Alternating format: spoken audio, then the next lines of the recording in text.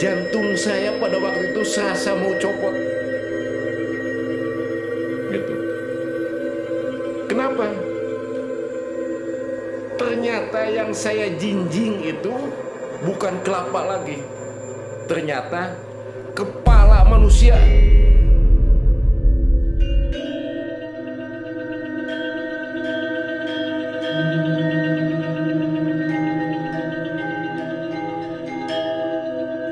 Di Bali, orang menyebutnya leak.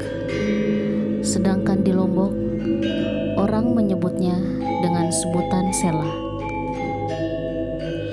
Dalam mitologi Bali, leak adalah sosok penyihir yang jahat. Leak hanya bisa dilihat pada malam hari oleh para dukun pemburu leak. Di siang hari, ia tampak seperti manusia biasa. Sedangkan pada malam hari, ia berada di kuburan untuk mencari organ-organ dalam tubuh manusia yang akan digunakan untuk membuat ramuan sihir. Ramuan sihir itu dapat mengubah bentuk leak menjadi seekor harimau, seekor kera, seekor babi, atau menjadi seperti Rangda.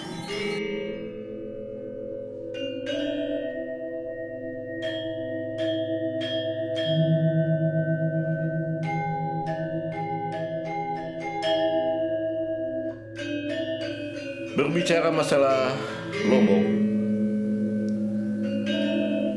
saya kebetulan pernah tinggal cukup lama di Lombok.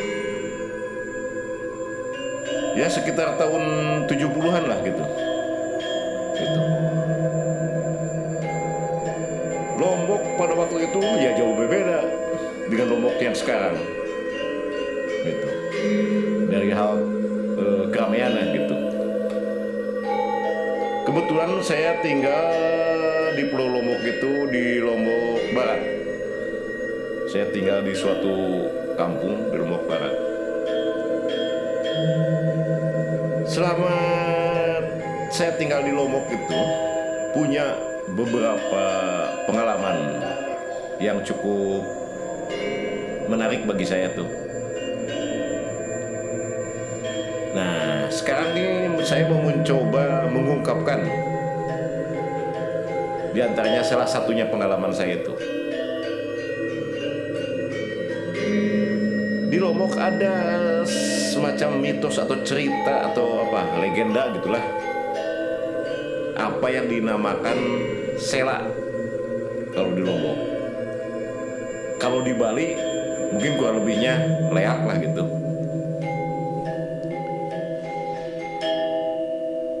Jadi begini ceritanya.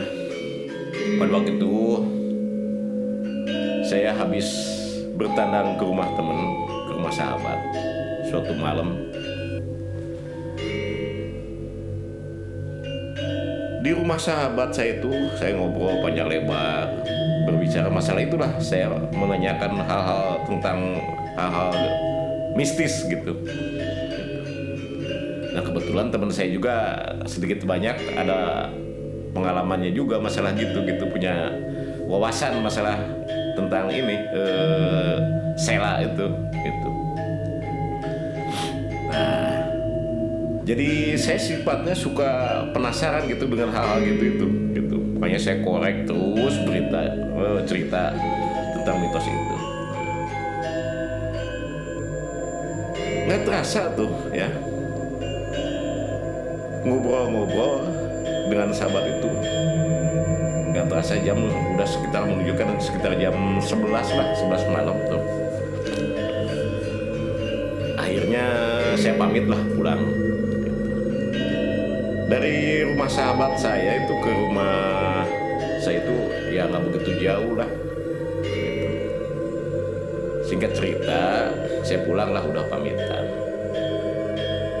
Kebetulan jalan yang saya lewati mau pulang ke rumah itu pertama melewati perkampungan orang Bali.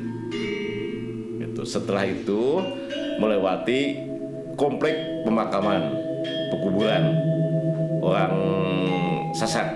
gitu. Orang ini suku asli Lombok gitu. Nah,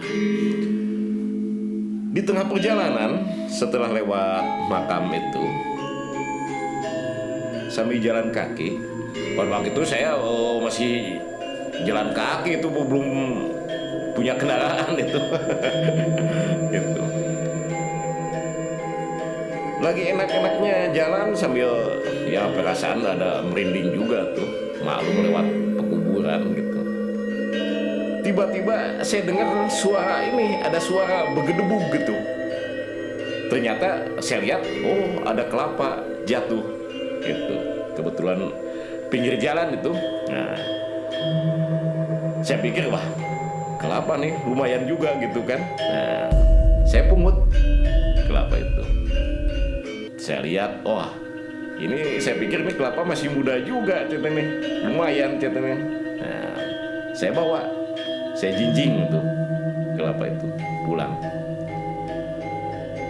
Menjelang tiba di rumah, sekitar perjalanan ya sekitar 20 meteran atau lebih lah, mau sampai ke rumah, itu kan ada masjid.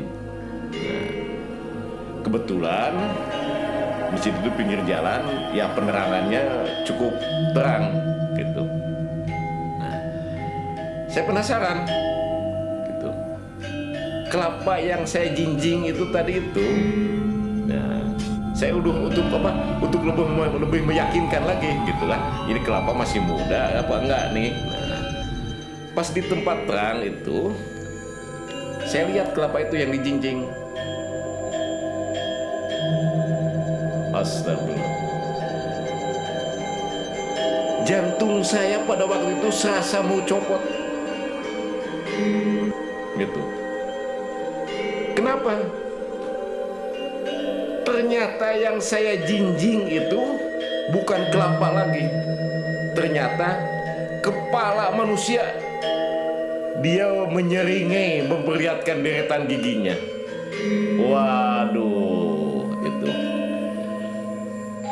Saya benar-benar sekali lagi tuh serasa mau copot jantung saya tuh. Begitu saya sadar bahwa itu kepala, saya banting kelapa itu.